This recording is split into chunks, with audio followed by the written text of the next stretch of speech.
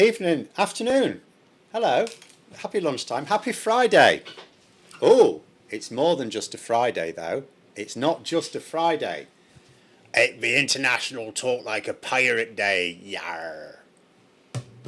But politics. So, it is depressing. Urbane Legend just said there. Well, I'm not depressed in the same way you are, perhaps. So I want to talk about this thing, this split yesterday. Well, I say this split as if they were united before. Consider the Your Party, right? So far, they're a clique. I really don't care what people think this movement's supposed to be about. They're a clique. They're a sub-faction of the left wing, right? They're the sort of people that I've described in the past as being one of those groups that say, you know, they only work with people who agree with them to the nth degree. They're the people who spend most of their time attacking people who sort of agree with them but not exactly, rather than the ones who are very opposed to them. So you would think that Your Party would at least be a close-knit group, right? They're all people they've grown up in that environment, or they've at least politically grown up. I'm not saying from children, but, you know, politically grown up in that environment of there's one way to do everything, one view to have on everything, one position, there's no room for debate. So for example, someone in the comments just described, I think, some of the people, well, I've just said we need a Zarah Mandami type figure to energise the left, not the sad leader of a second string university debating team. Not even the second string university debating team, because at least a second string university debating team debates. These people don't debate. So how is it, although I will say about the Mamdani thing, so I'd be a little bit cautious about anyone trying to put all their political hopes and dreams behind a person. Avoid figureheads. Figureheads are bad. You want movements, you want groups. Now, within those groups, you can have some superstars, of course. You want a few superstars, people who come across well in interviews. Mamdani is one, I've seen him in a few interviews. He comes across well, he's intelligent, he knows his arguments. He's very experienced. I mean, although he's just exploded onto the scene, he's very, very, very experienced in the world of politics. So it should come as no surprise that he's very accomplished, given that he has basically exploded onto the scene. But it's like one of those sayings, isn't it? It takes 20 years to make an overnight success, right? But this Your Party, so let's look so far. This close-knit group, right? This close-knit group of people who agree with each other on everything have so far managed to create infighting over 5 topics as far as I can tell. First, transphobia. Zarah Sultana insists that the party is explicitly a trans ally. Not according to all of its senior leaders, it's not. Secondly, Zionism. Do you remember that you had a good chunk of them attacking Jeremy Corbyn, accusing him of being a Zionist? Which is so pointless. This Zionism, anti-Zionism, the words don't mean anything anymore, guys. They don't actually mean anything anymore. But nonetheless, attacking Corbyn because he's too soft on Israel, basically, because he wants them to carry on existing, just in peace with Palestine, right? The next one is money, because this is what led up to Zarah Sultana's disagreements, according to her. Another one's misogyny, which is actually what I want to talk about mostly, because that's where what she has said is actually, because there's a lot of things we don't know what's going on behind closed doors, do we? So we don't really know. Like, many of you will know, I've got no time for either Sultana or Corbyn or any of the rest of them. I don't think they're trying to make the world better. I think they're trying to enable Reform UK, right? And the better they do, the more likely we are to get a Reform UK government. It's really that simple. But Sultana did say a few things that, when you look at Corbyn's response, add credibility to her position. And then there's AIDS dad's balls, apparently they've been arguing about, but I'm not sure about that one.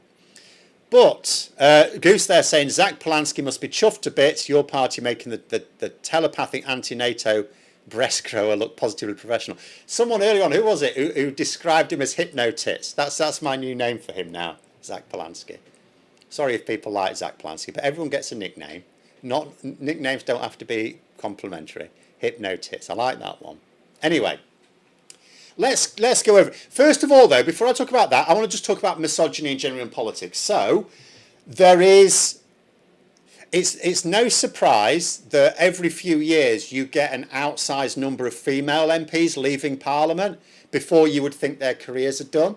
And the reason for that is, I've obviously not been part of it. Is the video not audio out of sync? Sorry, yes. I'm going to try and address, at some point I think I know how to deal with it and I keep forgetting, I apologise.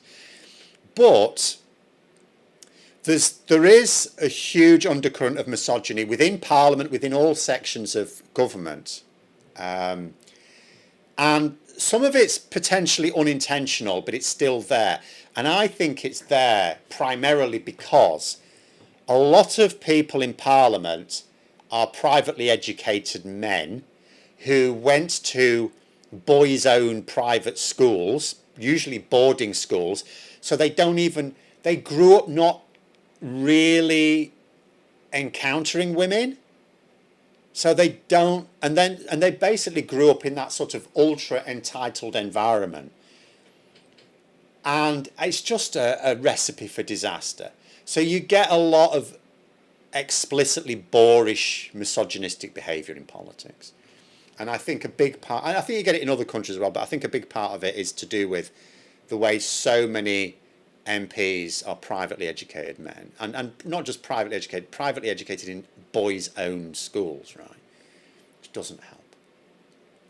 But sometimes you have a situation whereby if a woman is like excluded from something or whatever, is it misogyny or is it just because of tribalism? Because you get men who get excluded as well, right? That's clearly not misogyny. So how do you tell the difference? Really difficult. Like you go Sue Gray, you for example think, so Keir Starmer poached Sue Gray for his chief of staff. No sooner were they in government than McSweeney's camp basically forced her out. Was that misogyny or was it just because she's not part of their clique? Don't know. But if you look at the numbers in Labour, and I'm not suggesting there's no misogyny in Labour, it's rampant everywhere in politics, even when it's not that obvious. But in Labour it's not that obvious because you look at the cabinet. I was just doing this before we went live. So in terms of members who attend cabinet, there are 15 men and 12 women. So that is 3 more men than women. But you'd only need to, in terms of the audio, you need to consult with an audio engineer. No, I don't. I actually know how to fix it. I just keep forgetting and I can't do it live. You'd only need to change one of those men to women and it'd be like 14, 13. You can't get it perfectly balanced. There's an odd number of them. So it's not bad, particularly when you consider the male-female breakdown of MPs. And then in terms of number 10, because you may think to yourself, in number 10, but it's all men advising Starmer, and that's the government side of it might be more balanced, but the political side of it's not, because the political leadership, it's all men in 10 Downing Street, isn't it? And it's actually not. You tend to focus on the men like Glasman, McSweeney, people like that, because they get themselves in the media a lot. But is that because they keep shit in the bed? Or is it because the media focus on them? Is the misogyny on the part of the media? Because Starmer's actually got senior women who are in his ear all the time. So there is a balance in 10 Downing Street as well. David said, I would like to retreat your claim that Polanski hasn't apologised multiple times for the 2013 article. I never said he didn't apologise. I don't care whether he apologises. All politicians apologise. My question always is this: do they mean it? Right? Give you an example. McMurdoch, the former Reform UK MP, right? So we all know he beat up his girlfriend in his teens so badly that he ended, despite him saying she just fell over, right? That's what they all say, isn't it, right? Domestic abusers. Oh, they fell over. Clumsy, aren't they? He ended up in prison, like youth prison, right? You know what I mean, youth detention. But he nonetheless did time for it, right? So people these days will say, well, are we going to punish him forever for a mistake he made when he was young? Well, the answer to that is, does he think it was a mistake he made when he was young? How do we know that he's reformed? I would suggest that someone who's gone to prison for beating up their partner can demonstrate that they've reformed by maybe pushing back a bit. Maybe they could help out at a woman's refuge or help promote the plight of women caught in abusive relationships. He could have done something. He could have done something to pay it back. Do you know what I mean? And he hasn't.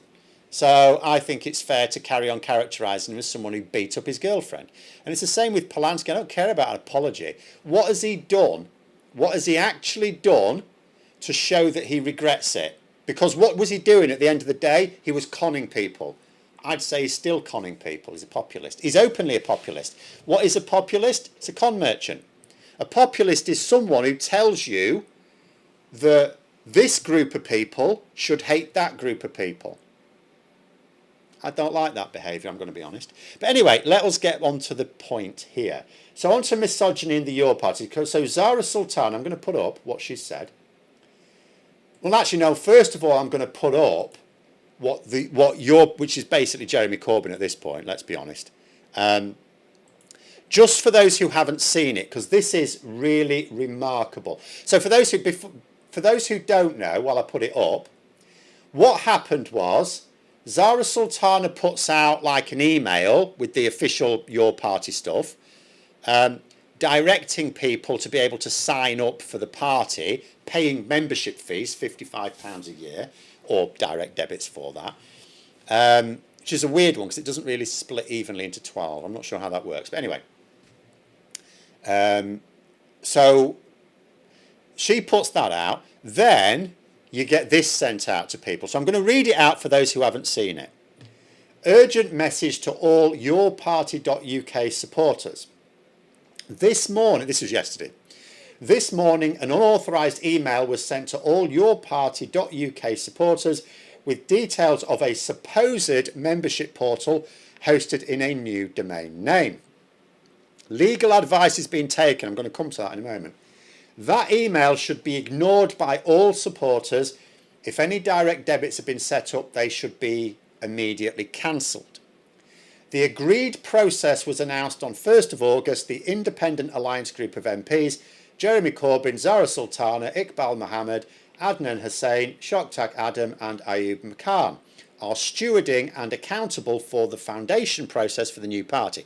The new party, remember, hasn't actually officially been founded yet. There's a conference in November, if they make it that far, leading to an inaugural democratic conference in the autumn.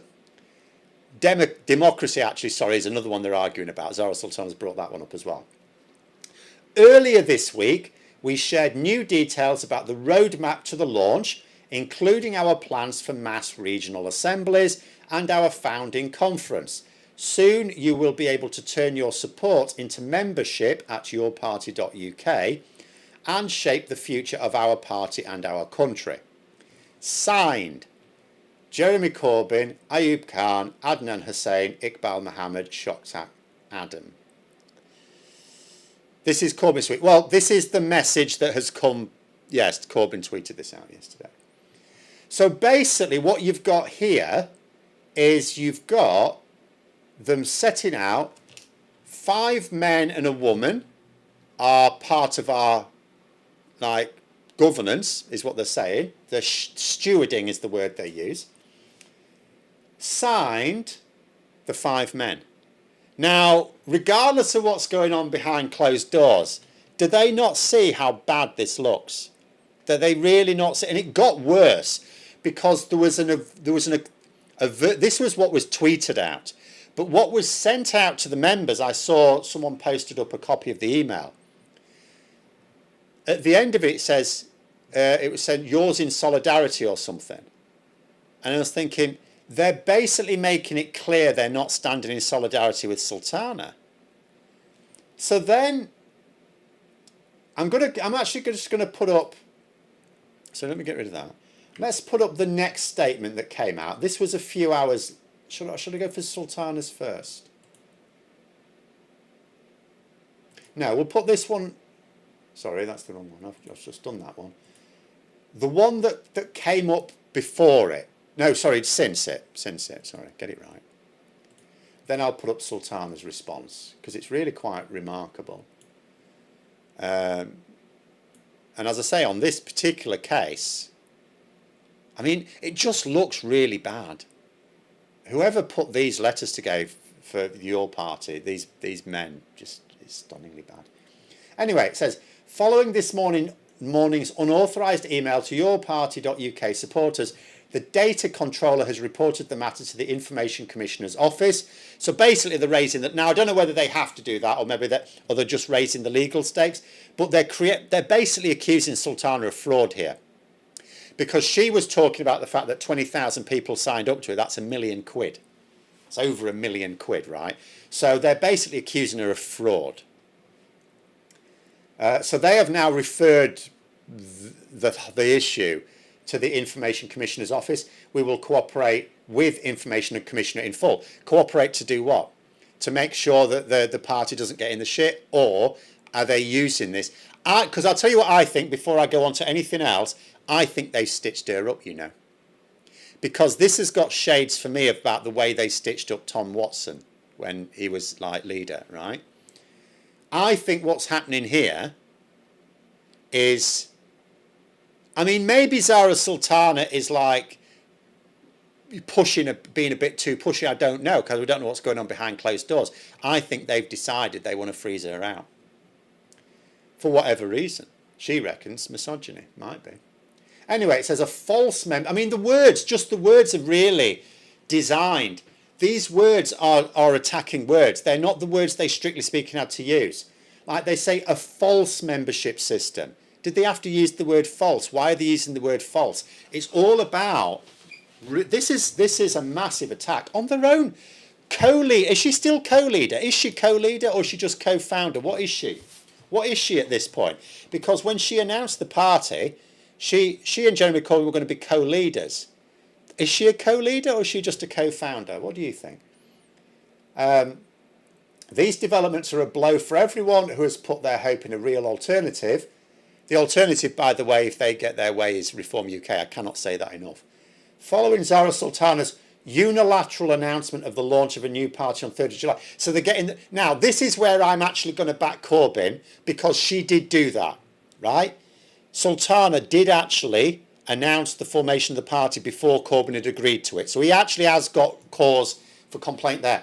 But again, that line tells you this is Corbyn with an axe to grind. Although it's signed off by all these 5 blokes, right? This is him with an axe to grind. He's not... And the thing is, it's like, yeah, she did announce they were doing this thing and he hadn't agreed to it. But if he had any balls, why didn't he just say, I haven't agreed to this? Why didn't he just say that? Why did he have to go along with it? Why did he said not, if you remember back then, he said nothing for like a day. And then went, oh, okay, yeah, I've been bounced into it. What sort of leadership is that? If you don't want to do something, you say you don't want to do it, right? Anyway, following Zarah Sultana's unilateral announcement of the launch of a new party on 3rd of July, an agreement was reached for the Independent Alliance MPs to kickstart the founding process and deliver an open, democratic conference to found a new party. Zarah signed up to this process and was welcomed into the Independent Alliance. Welcomed into the... Oh, we welcomed her in. She started it. She bloody started it. So now, again, this, I just want to analyse the language. This is the language of treating her as an outsider. We welcomed her in as if she's another, right? They're othering her here, right? Always in politics, analyse the language. Every word is, by experienced politicians, even dumb ones, is carefully considered. She has not been excluded from any discussions. She provably has. She can actually prove she has, right? And everyone involved has been committed to a process rooted in inclusivity. Because remember, the previous, this was 5 hours after that previous one I showed you. It was signed by the 5 stewards, not the 6 stewards. If she hasn't been excluded, why didn't they? So she's done this thing, right? She shouldn't have done it. They're thinking she shouldn't have done this, right? And maybe she shouldn't, right? Probably she shouldn't. But did they get on the phone to her? They say, Zarah, we need to get on Teams or Zoom or whatever the hell they use. We need to discuss this. Because that's what I've had experience of groups before, been part of groups. And when some shit goes down, you get yourself onto comms, right? You have a talk about it, you have a meeting, a committee. They love committee meetings, these people. Why didn't they have a committee? Because they clearly have had a committee meeting, because that previous letter was signed off by those 5. So they talked to each other. They had a conflab because they all signed off on it. If she's not been excluded, why didn't they get her together? Why didn't they arrange a meeting with her and say, we need to put out this, like, united message, right? No. So she provably has been excluded. It says everyone involved has been committed to a process rooted in inclusivity, mutual respect. Well, no, they haven't, because one of them, the reason why Zarah Sultana had to really explain that the party is going to be friendly to trans people is because one of those stewards was clearly not interested in including trans people. They don't even believe trans people exist. They certainly didn't believe they should be allowed to have a piss in public. And I know that doesn't distinguish them from Labour, but for goodness sake. So that's not what I call inclusivity. The process was communicated to supporters on 1st of August. Yes, it was. A working group was established and a diverse gender balanced group of volunteers across the country. Gender balanced group of volunteers across the country, not within their own working groups though. Where's the gender balance there? Where's the gender balance there? Because like I keep saying, you know, there's misogyny everywhere in politics. Honestly, the deeper you get into it, the more you see it. Even as a white bloke who has to look for it, it doesn't slap me in the face. And even in Labour, you know, it'd be ridiculous to suggest not. Yet if you look at it and you go, the cabinet's fairly balanced. Starmer's top and I mean the top advisor. I don't mean the junior people, because there's like shitloads of people working on maternity. I mean, they know the top advisors, the absolute key advisors. It's like half of them are women. You know, so if you look at it from the outside, if you look at the actual, there's gender balance in Labour at every level. There isn't here. Where is it? The gender balance, we're told, is at the grassroots level. Anyway, I'm taking ages on this, sorry. As to allegations made against a named individual, Carey Murphy, we'll get onto that, is a trusted and dedicated volunteer. She's never had access to or control of any funds which are held exclusively for the party. Neither have the other 5 independent alliance MPs had access to or control over any funds at any stage. There is enormous appetite to build a real alternative based on equality and peace. Peace. You can't even make peace with one another. That is what unites us. Are you listening to this? And there is only one way we can build a party that belongs to everybody together. But they're not after a party that belongs to everybody, because they use the language of exclusion all the time. And Zarah Sultana had some ideas, and maybe they thought she was being a bit pushy. Maybe they thought, hang on a minute, no, Zarah, we want to discuss this. Maybe they were, well, she said herself they were being too slow for her, right? And you can understand that from both sides. You can understand from her point of view, they're thinking, you're fannying about all the time, we need to get moving. And from their point of view, they're thinking, yeah, but we want to come to a proper decision, right? We need to talk about it. But anyway, absolute nonsense. So we'll come to her response, right? Sorry, I have to get rid of that and open it out again. It's absolutely mental, this. Mental.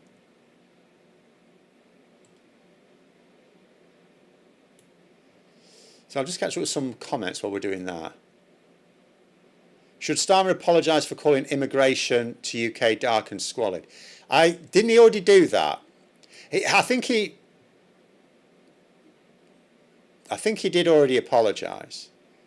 Or are you talking about something more recent? But what I would say is he certainly needs to do is to get to, like, given that Starmer doesn't exactly like come out with stuff quickly, like it took a full day to criticise the thugs on Saturday, didn't he? So given that, he's got time to think about his words a bit better. I would actually prefer it if he just made sure that he had people who could understand words better. Get rid of the people who've come up with this stuff that he keeps having to apologise for. But anyway, we'll read this. So this is Zarah Sultana yesterday, between those two things. I want to clarify the situation regarding the membership system for your party. Neither of this week's emails had the dual authorisation of both myself and Jeremy, which was the agreement made at the start of the process. She's basically saying, yeah, I shouldn't have done it. Well, she's not saying that, but she's saying that it's not the agreed process. After being sidelined by the MPs named in today's statement and effectively frozen out the official accounts, I took the step of launching a membership portal so that supporters could continue to engage and organise. Now, to be fair, she should not have done that with money involved. But, okay, so she's saying she's been frozen out, so she's going, well, they're just fannying about, nothing's happening, I want to get things moving. Okay. This was in line with the roadmap set out to members on Monday and is a safe, secure, legitimate portal for the party. Everyone who supports us should sign up now. So now you've got this situation. 5 of these stewards are saying, do not use that portal, it's false. She's saying, no, carry on using it, right? So straight away, you've got this massive split. This is in bold, my sole motivation has been to safeguard the grassroots involvement that is essential to building this party. Unfortunately, I have been subjected to what can only be described as a sexist boys' club. And you know what? When you look at all the communications, it looks like that's what it is. I have been treated appallingly and excluded completely. And we know that because in this letter, I'll get to it in a minute, in this letter, she's actually appealing for a meeting. So like, when she put that thing out and Jeremy Corbyn and Iqbal and all the rest of it went, oh my God, what's she done? They should have straight away contacted her. They clearly didn't. They contacted each other, had a meeting, excluding her, insisting that she's still part of them, whilst having a meeting excluding her, to the point where she's having to ask for a meeting with them. She's having to like Zarah Sultana, right? She's not trying to wreck this thing. She's actually she's gambled her political future on this because she's shit the bed with Labour now, let's be honest. She's shit the bed with Labour. She wasn't going to be, she was going to be Labour's candidate in the next election if she wanted to be. She's blown it now, hasn't she? So she's now gambled on this. This is her political future. She's like 31 or 32 or something. Jeremy Corbyn's in his 70s, he doesn't give a shit, right? He's already made his money and he doesn't have to retire from politics to retire from Parliament. So it doesn't matter if this project screw. And also he's won his own seat as an independent anyway, so he don't give a shit. So Zarah Sultana really isn't trying to wreck this project. Some of the others might, I don't know. She's not, provably not. And yet, so why would she have to make this public appeal given that she's not trying to wreck the project? So, you know, it has the ring of credibility. They have refused to allow any other women with voting rights on the working group. Now, this is where I went to that point before, when I said they are claiming gender balance in the working groups nationally. It's like, what about that's not a working group, by the way. They even call them volunteers. That's not a working group. That's just volunteers talking to each other. That's volunteers meeting in cafes doing what political beasts do all the time on the left and the right, meeting up in the pub or a cafe or something to talk politics. That's not a working group.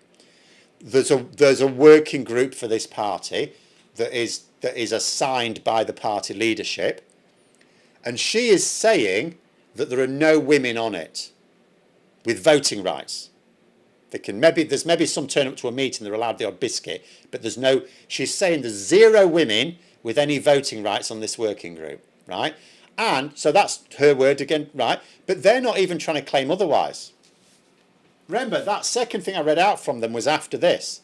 So she has said they have refused to allow any other women with voting rights on the working group. So what do they say? There's gender balance in the working group nationally amongst the volunteers. So they're basically admitting it, aren't they? They're trying to do the politician's trick of distracting you. So that will be right. That's not just her saying it. They've basically admitted it. Why would that be? If it's not just a sexist boys' club, why would there be no women with voting rights on the working group? Wouldn't that be an obvious thing to do? And also there she says blocking the gender balance committee that both Jeremy and I signed up to. It's also important to be transparent about where the situation has arisen. I do not believe members will accept Carrie Murphy, so that was their comment before, and her associates having sole financial control of members' money. So they're claiming she has no control of it at all. Zarah Sultana saying otherwise. That's a he said, she said, we don't know. And sole constitutional control over our conference. So that's an interesting point she raises. Who's controlling the agenda at this conference? Because if it's supposed to be democratic, by the way, it's not really. I mean, there's a sense in which you can't ever have something completely democratic because, you can't have something being run by a committee of like tens of thousands of people. That doesn't work. So someone has to decide the agenda. Who's deciding the agenda for the conference? Because I'll tell you something, I've been a secretary on a couple of committees. The secretary is an incredibly powerful position. It does use up a lot of your time. But if you're secretary, you've got an immense power. Because as secretary, you get to decide everything. You think the most senior member of a committee is the chairperson? No, it's the secretary. If you want to be powerful on a committee, the position you want is that of secretary. You control the agenda. Right, you control everything. Now, everyone can gang up on you, right? Everyone can gang up on you and overrule you. Of course they can. I mean, you're not a dictator as secretary of a committee. But unless people gang up on you, you are in control of the agenda. So who's in control of the agenda? And whoever's in control of the agenda is in control of what's decided. From the outset, we agree. So I'm not going to go over all of this. But I'll go to the end bit here. It says, I am calling on Jeremy to meet with me. So she's obviously tried to do that privately and been blanked. Because otherwise, I keep going back. It's not credible to suppose she wants this project to fail. She's now invested her political life into this project, right? It's not in her interest. If this fails, she's stuck. The only thing she can do is join the Green Party as an also ran, right? She'll be stuck having to join the Green Party. So she said, so she will not be making a public fight for the sake of it. She's doing it because she has clearly tried to do. She's tried to say all of this. I don't know what's going on behind closed doors, but I'm reading. She will have 100% have tried to say all this privately and been blanked. I'm calling on Jeremy to meet with me and agree to make public all agreed structures, processes and decision-making protocols. Doing this will restore hope for our members and ensure nothing like this can ever happen again. Bold again, this party is more important than any one person. I don't agree with that. I think both of them are the egos. This is a party of egos. If the Green Party are basically indistinguishable from them at the moment, right? They could have just joined the Green Party. Like a lot of Corbynites joined the Green Party after Corbyn stepped down as leader of Labour. They just went to the Green Party. So the ones without egos are happy just to go to the Green Party, not split the left even further than it has to be. So no, this party is a party of egos, sorry. But she says, anyway, more important than any one person, we all owe it to the movement to deliver a truly democratic and socialist party. Well, I mean, there you go.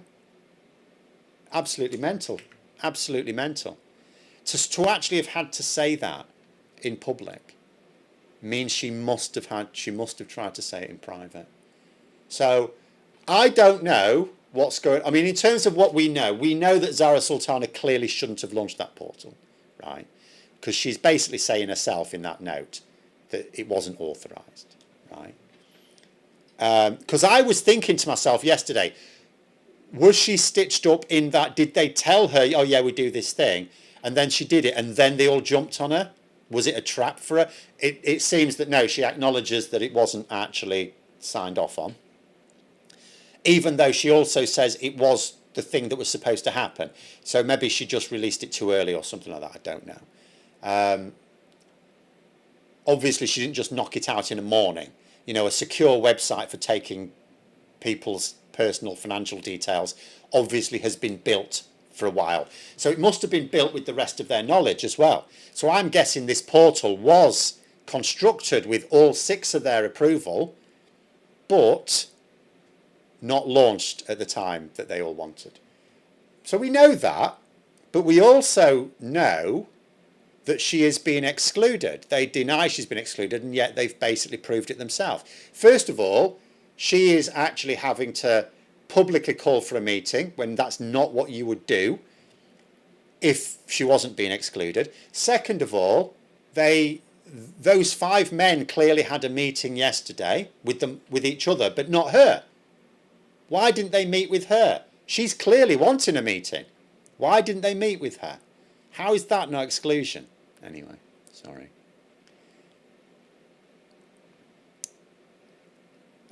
Vince there saying, backing up, the power is definitely the secretary, the chair's a figurehead. Yeah, absolutely. Absolutely. If I want to get involved in I mean, it is a lot of time as secretary. I'm not, I'm not saying if you get into a committee you want to be secretary. Do bear in mind it's a lot of time, and you have to deal with a lot of shit. Honestly, you have to deal with a lot of shit. But if you want to be powerful in a committee, that is the position you want. Sheila, they're saying Haig accuses number 10 of briefing against women. Was she lying? Who knows? That's what I mean. That's what I was saying at the start. That's why I brought Labour into it. You can look at the gender balance. You can see, well, there is gender balance there. But that doesn't mean to say there's no misogyny, because it's not just about gender balance. If you've got like roughly half women, half men, but the ones who always get their way are the men, it can still be a misogynistic environment, can't it? So Haig may not be lying or even just wrong. She because although I say in cabinet, it's roughly half women, not quite, but it's roughly half women. In terms of Starmer's top advisors, it's roughly half women. And actually, I'm going to say at the top of government, it's mostly women. So if you think the 4 most senior positions in government are Prime Minister, Chancellor, Home Secretary, Foreign Secretary. 3 of those roles are women. It was 2 and 2 before the reshuffle. It's now 3 women. So in terms of the raw numbers, you would say there's gender balance. Labour can absolutely claim gender balance at every level. But that doesn't mean to say there's no misogyny. That doesn't mean to say that you don't have a few men who don't respect women, who are constantly pushing and getting their own way. Like, if I can give you the names of some of the top, and I mean they are top advisors to Starmer, you won't have heard of them. Who are the advisors you've heard of in number 10? McSweeney and Glasman, both men. So no, it's entirely possible. That's why I started off with that, just to show that gender balance doesn't prove you don't have misogyny, because I guarantee there is definitely misogyny in Labour, guaranteeing. Even though, again, I'm not in and amongst it all, I guarantee it's there, because it's there everywhere in politics. So even if this group, Your Party, could demonstrate gender balance, that wouldn't prove there's no misogyny. But they can't even do that. Piecing together what both sides have said, they don't have women on the working group. They don't have women on the working group with voting rights. Why not? That is such an obvious thing to do. If you're a brand new party, you're building up from the ground up, it's such an obvious thing to do to make sure that your working group meets certain diversity quota. That group has no problem meeting gender and ethnicity based diversity targets, potentially others as well, and yet it hasn't. No gender based diversity there. Absolutely immense. Anyway, we've gone well over. Sorry about that, because I was mostly reading things out. Apologies. But thanks very much. I'll be, I don't know whether I'm going to be on with Graham today. Are we on? Hold on, let me just check. He hasn't said anything. Maybe we are, maybe we're not. I'm not sure. But we'll leave it there anyway. I may need to get ready for something in 20 minutes. Have a great rest of Friday. And until next time, yar.